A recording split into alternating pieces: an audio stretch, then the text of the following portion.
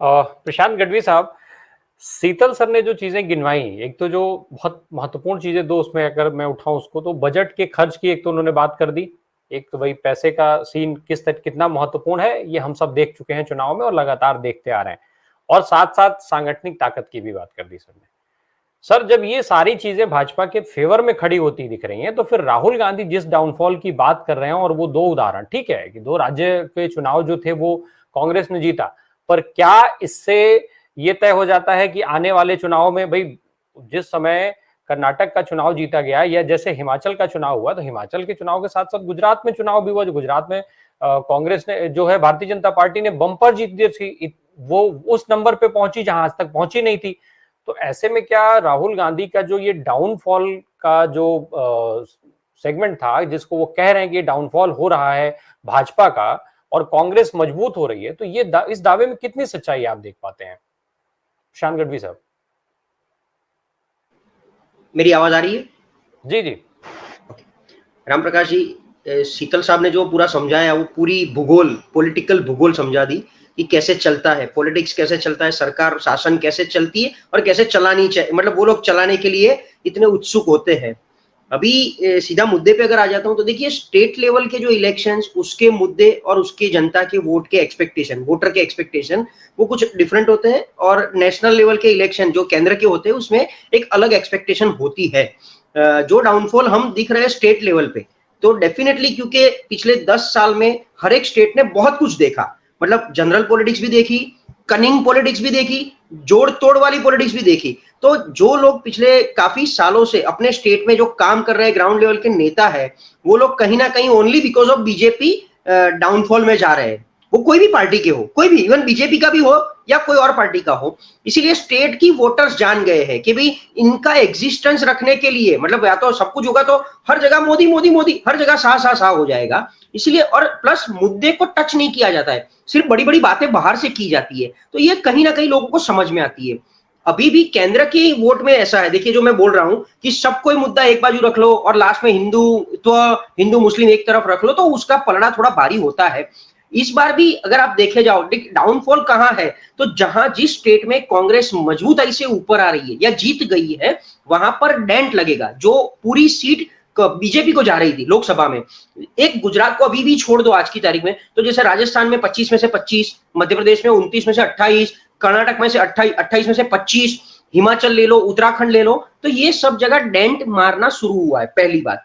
दूसरा, आज की तारीख में 10 स्टेट ऐसे हैं जहां सीधी फाइट बीजेपी कांग्रेस है सेंटर के लिए, लोकसभा के लिए, तो वहां पर कांग्रेस मजबूत अभी नहीं है। बट ये विधानसभा वाला डेंट कहीं ना कहीं थोड़ा पॉजिटिव मूव हो रहा है कांग्रेस के प्रति, कांग्रेस के फेवर में जा रहा है थोड़ा। अभी भी मैं वो नहीं बोल रहा हूं, लेकिन जो क्षत्रप स्टेट है, जहां पर क्षत्रप भी है, वो सब इकट्ठा हो रहे हैं, विपक्ष एकजुट हो रहा है, सब कांग्रेस और सबको एक दूसरे को साथ लेके चलना चाहते हैं, तो वो जो वोट शेयर का बंटवारा हो रहा है, मैं आपको लॉजिकली थोड़ा, जैसे आपने एक दो चीज मैं पहले भूल जाऊं उससे पहले बता दूं कि आपने आपकी इंट्रोडक्शन में बोला कि राहुल गांधी जो बोलते हैं टू दी पॉइंट बोलते हैं, तथ्यों आधारित बोलते हैं। उसमें एक चीज मैं ऐड करना चाहता हूं कि जो बोलते हैं लॉजिकल बोलते हैं।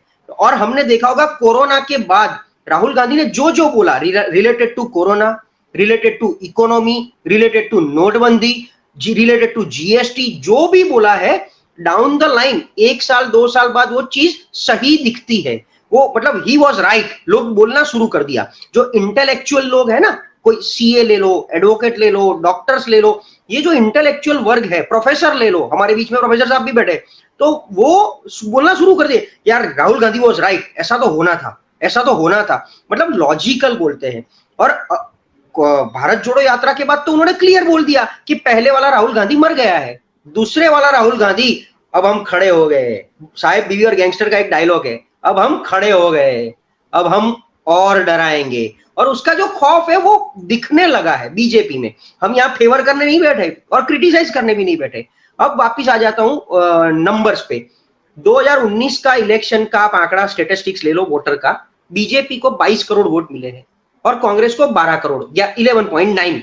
बाकी सबका आप इकट्ठा कर लो, तब जेडीयू को कितना मिला, वेस्ट बंगाल में टीएमसी को कितना मिला, टीआरएस को कितना, शिवसेना को, ये सबका आप टोटल कर लो। और गठबंधन लास्ट मोमेंट तक स्टेडी रहता है। ऐसे ही जब जो अभी चल रहा है एक दो को छोड़ के, वो सब तो उन सब का वोट शेयर का टोटल करो तो 25 करोड़ हो जाता है।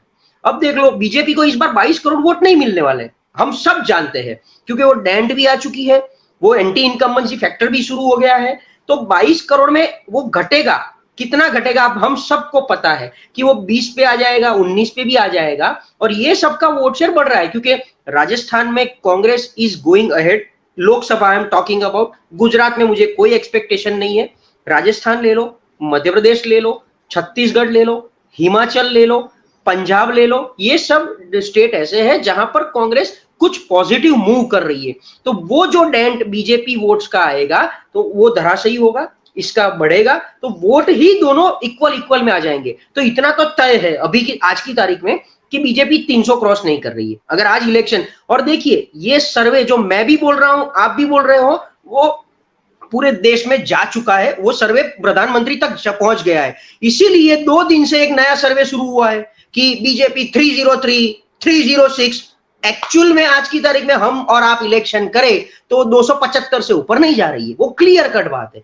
तो फिर भी मेजोरिटी पे जा रही है। अभी वो आगे जाके गठबंधन कितना मजबूत रहता है, कितना कैसे प्रोजेक्ट करता है एक दूसरे को कितना सपोर्ट करता है, अकॉर्डिंगली ये वोट शेयर में डेंट मारेगा, तब जाके इंडिया और मजबूत बनेगा, गठबंधन, बीजेपी प्रॉब्लम में आएगी। इसीलिए आज आप ये कल का राहुल गांधी का भाषण आप देख लो तो उन्होंने जो बोला लॉजिकल, मतलब आप जो बोल रहे थे कि जो सत्ताधारी पक्ष जो राहुल गांधी को कहीं ना कहीं कोसते हैं कि ये नहीं करते हैं, राहुल गांधी वो नहीं करते, तो वो सब उन्होंने शुरू कर दिया। जैसे लद्दाख बाइक लेके चले गए, अभी बाइक सवारी शुरू कर दी उन्होंने, वहां उनके बीच में जाके लॉजिकल क्या दिया कि बीजेपी क्या बोल रही थी कि 370 के बाद आपको इतने बेनिफिट मिलेंगे, पूरे इंडिया को बेनिफिट मिलेगा कि आप वहां जाके जमीन खरीद सकते हो। अभी राहुल गांधी ने तो सीधा एक्सपोज कर दिया कि वो जमीन ओपन क्यों किया है, क्योंकि उसको अदानी और अंबानी को देना है, क्योंकि आज तक तो अदानी अंबानी भी लद्दाख से परचेस नहीं कर सकते थे।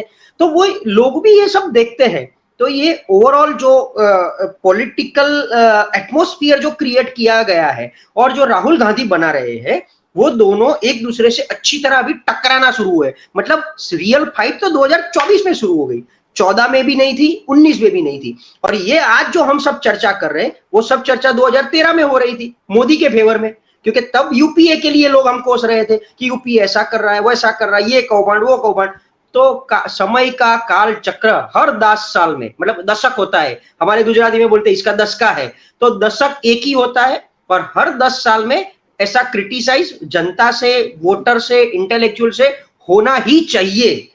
ये होगा तब जाके लोकतंत्र भी मजबूत रहेगा और पॉलिटिकल स्टेबिलिटी भी मजबूत। तो सत्ताधारी पक्ष को खौफ रहेगा जनता का, हम ऐसा नहीं बोला हमारा खौफ, लेकिन जनता का खौफ होना ही चाहिए। और ये सब ऐसे ही बैलेंस होगा, इसीलिए ये मूवमेंट हम अच्छी दिख रहे हैं। वरना तो कांग्रेस 44, 54 उसमें एकदम धराशायी हो गई थी। क्यों अचानक से सब जागे? क्योंकि आज अगर ये आगे बढ़ा यही लेवल से, ये जिस पेस से मोदी साहब जा रहे थे वो आगे बढ़ेंगे तो 24 के बाद सबका एग्जिस्टेंस खत्म हो जाएगा। मतलब क्षत्रप पार्टी या क्षत्रप नेता उनके स्टेट में जीरो हो जाएंगे लोकसभा में, और यहां पर बात करो तो कांग्रेस खत्म हो जाएगी। तो क्या एक ही बंदा, एक ही पार्टी ये पूरा देश कब तक चलाएगा? ये सब ओवरऑल एक एनालिसिस होता है जो लोग करते हैं। हम तो सिर्फ टीवी पे आते इसलिए एनालिस्ट कहे जाते हैं, बाकी पूरा इंडिया एनालिस्ट बन चुका है, वो एनालिसिस हम सबको दिखता है। Thank you. Prashant Gadhvi sir, क्योंकि सर्वों का अब आंकड़ों की बहुत ज्यादा बात हो रही है, एक चीज जो जिस छोटे अंतर की बात हो रही है कि ये छोटा अंतर है, वो आंकड़ों में भी जिस सर्वे का जिक्र कर रहे थे भी पहले जब सी वोटर की बात हो रही थी तो 306 की जहां बात हो रही थी उसमें भी यही दिखाया गया था कि लगभग 2% से कुछ कम का अंतर जो है वो मिलता हुआ दिखाई दे रहा है 2024 में। और दूसरी तरफ बात हो रही है कि भाजपा डर रही है, भाजपा जो है घबरा गई है। तो क्या ये जो मार्जिनल अंतर है वो भाजपा की घबराहट के लिए पर्याप्त है? बहुत संक्षेप में 30 सेकंड में जवाब सर प्लीज। मैं सर्वे का रिस्पेक्ट करता हूं, पॉलिटिकल एनालिस्ट 6 साल से हूं, गुजरात के तीनों इलेक्शन देख लिए, मेरे ऊपर एक भी फोन आज तक सर्वे का नहीं आया, एक भी फोन। तो ये सर्वे कैसे होता है, कहाँ होता है, कौन से ग्राउंड पे होता है, मुझे पता नहीं चल रहा है। क्योंकि पहले तो ऐसा था कि सर्वे को हम एक्स्ट्रा रिस्पेक्ट करते थे, अभी इतना पता चलता है जिस तरीके से मीडिया को एक्सपोज किया शीतल सिंह साहब ने, तो कहीं खुश रखने के लिए भी सर्वे दिखाना पड़ता है। बाकी खुद मोदी जी को भी आज पूछो तो यहाँ आज रख के वो भी बताएंगे कि उनके पास कितनी सीट आ रही है, वो खुद जानते हैं, क्योंकि डेंट है ना। जेडीयू की 16 सीट का डेंट है, शिवसेना की 18 सीट का डेंट है, टीएमसी और मजबूत हो रही है, कर्नाटक में सीटें जा रही है। तो ये सब चीज भी मैं पहले भी बोला कि 10 स्टेट ऐसे हैं जहां बीजेपी कांग्रेस डायरेक्ट फाइट कर रहे हैं, वहां कांग्रेस इतना नहीं उकाल पाएगी, एक्सेप्ट 2-3 स्टेट, राजस्थान मध्य प्रदेश में उनको अच्छी सक्सेस मिलेगी, लेकिन बाकी सारी जगह क्षत्रप ही काम करने वाले हैं। तो ये 51 सीट का जो डेंट आता है, क्योंकि 200 सीट ऐसी है जो हिंद राज्यों से सीधी मिलती है, यूपी में डेंट जब मिल गया तो वो मतलब प्रॉब्लम में है बीजेपी, मैं इतना बोलना चाहता हूं।